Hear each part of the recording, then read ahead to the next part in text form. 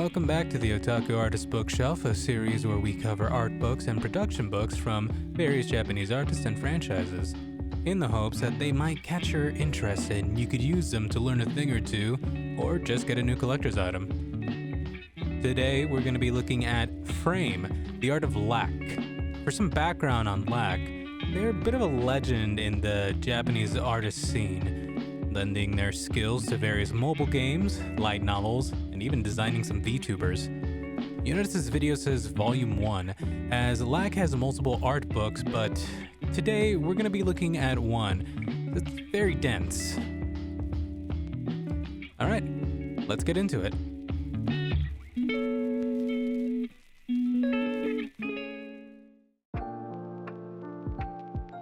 The book has a very elegant presentation, showcasing a lot of strong original works in the beginning of the book and transitioning into more professional and paid works. Lack excels at this painterly rendering style, giving so much life and color to all his art by taking advantage of clean values and gradient maps to get the exact tones to make a piece pop. It's very easy to see that Lack has a strong understanding of fundamentals in art and focuses primarily on form and tone in his art, and not necessarily clean rendering. What I mean is that Lack's work always has a textured look to it, very clear indication of strokes, and where it was decided line art wasn't necessary, and a sharp highlight can emphasize edges instead. Lack draws in a way where they forego doing intricate line art in place of just rendering out shapes and color in a way that gives depth, dimension, and detail.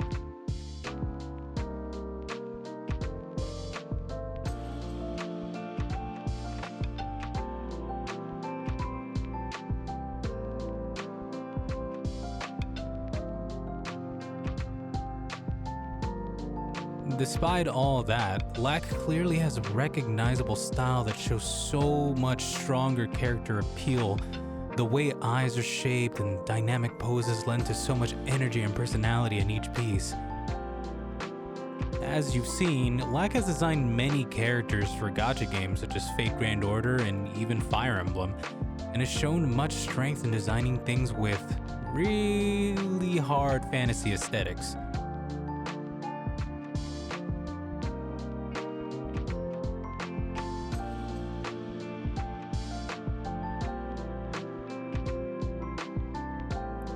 So, what does this book show you?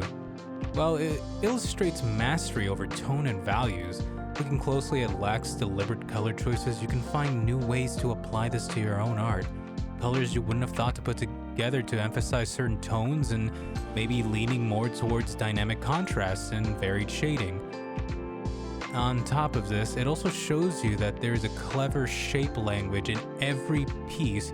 Whether it be a group piece or a single character in a dense background, the character silhouette will always be strong. It's something to keep in mind in your own work when designing characters. A strong silhouette will always stand out and will always make a memorable design.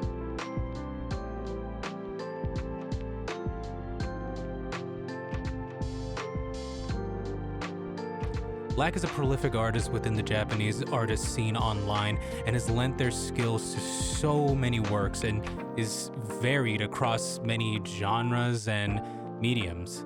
And it's easy to see why they're so impressive and why this book might be worth picking up just to look at these phenomenal illustrations. The book has a small excerpt at the end that details Lack's process.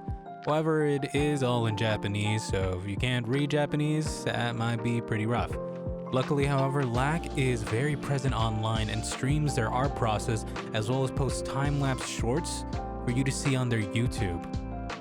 So if you really want to dive deep into Lack's process, or maybe just want to catch the occasional stream live where you can see them actually drawing, then why not check it out? Hopefully you found this book interesting and look forward to more of Lack's work in the future. If you have any suggestions for books or artists to check out in the future, leave a comment below, and I'll check them out for a future video. Like always, if you like what I do and want to see some of my own art, why not subscribe And check out my Twitter where I post most of my art and you can keep up with me. And if you like the sound of my voice, why not check me out on Twitch where I'm normally streaming some drawing as well as just having a chill time. Thanks again for watching, and I'll see you in the next one, nerds.